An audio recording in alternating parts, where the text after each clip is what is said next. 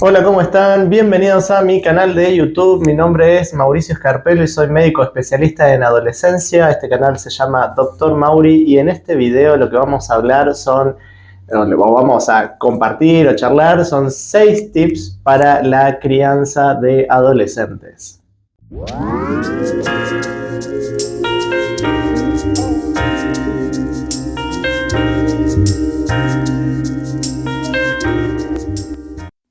Bueno, vamos a arrancar con los tips para la crianza de adolescentes. Sin duda, criar, acompañar todo el proceso de crecimiento en la adolescencia es todo un desafío para muchos padres. Así que acá van a ir algunos tips que les pueden ser de utilidad. El primero tiene que ver con tener una comunicación abierta. ¿Qué quiere decir una comunicación abierta? Tener un diálogo permanente.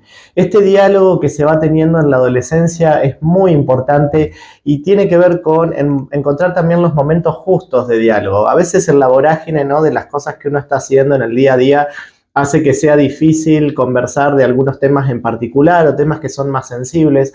Por eso es importante encontrar el espacio o el momento. Algunos padres incluso me dicen, y la verdad que para mí el mejor momento de conversar es cuando voy manejando porque, no sé, es más, en esos momentos me dice de todo. Otros padres prefieren, por ejemplo, al momento de finalizar el día, cuando se van a acostar o en los momentos de la comida. Lo que pasa es que en los momentos de la alimentación o cuando es el almuerzo, la cena, en esos momentos también son momentos sensibles porque si se tocan temas que pueden ser un poco espinosos, se pueden generar discusiones en el momento de comer que habría que tratar de evitarlos. Por otro lado, hay que tener una escucha muy atenta en esta cuestión de diálogo y de comunicación que se va teniendo con los adolescentes porque la escucha tiene que ser una escucha real. A veces en la adolescencia lo que ocurre es que hay cosas que quieren transmitir que no se las van a decir como ustedes esperan escuchar desde el punto de vista de un adulto. Hay que empezar como a descifrar los códigos o las palabras o lo que me puede estar queriendo decir con lo que está diciendo. Y es más, a veces en la adolescencia hay que verlo incluso desde el punto de vista actitudinal, porque a veces tienen algunas actitudes en cuanto a cómo se expresan, las cosas que hacen, cómo se visten o cómo se comportan, que también forma parte de este diálogo o de este lenguaje que sería como un lenguaje no verbal, que nos está queriendo decir algo, y es ahí donde tenemos que empezar a hacer una lectura de esto, qué nos estará queriendo decir con esto que dice, o por qué me llama, o por qué me está diciendo esto hoy, ¿sí? Así que bueno, esto de la comunicación abierta es un primer tip y es algo que hay que tener en cuenta. El segundo tip para la crianza de adolescentes tiene que ver con tener normas claras y establecer límites. Normas como por ejemplo cuestiones de la casa, de la cotidianeidad, en los momentos para despertarse, los momentos para alimentarse, las horas de sueño, la utilización de las pantallas. Eso que tiene que ser para todos, digamos, de alguna manera igual o que establece un cierto orden y una convivencia. Eso tiene que ser normas claras y se tienen que ser así. Y el tema del límite, es decir, hasta dónde se puede hacer ciertas cosas. A veces los adolescentes ven el límite como, bueno, como que le están obturando la libertad.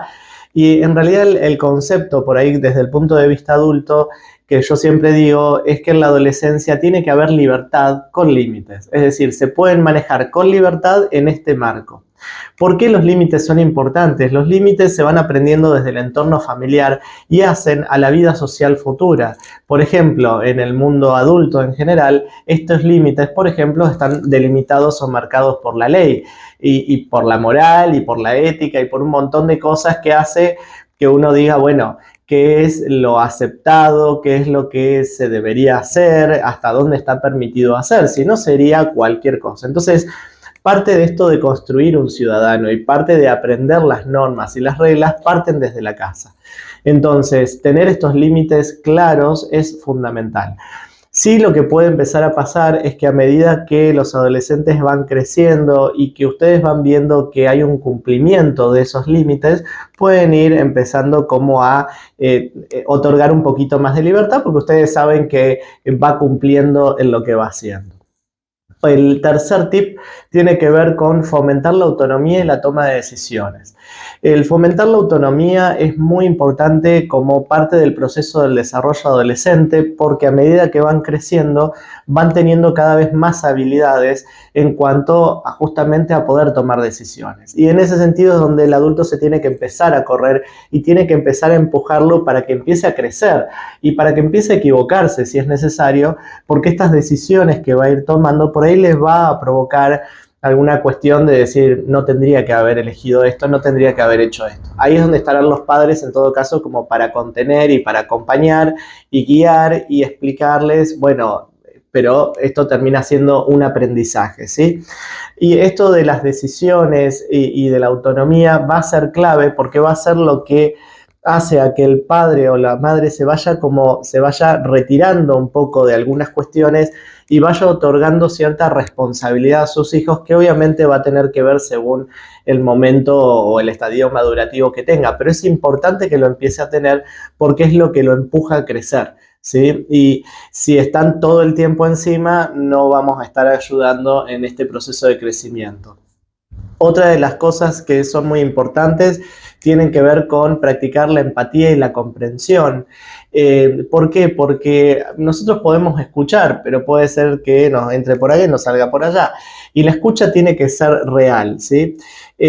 Ponernos en lugar de ellos. A veces algunos problemas podemos escuchar en relación a la adolescencia, no sé, que les pasó algo y nosotros decimos, uy, si supiera los problemas que yo tengo, si supiera lo que nos está pasando y lo está viviendo como un problema, bueno, pongámonos en la situación de ellos, en su edad y en cómo viven determinadas cosas.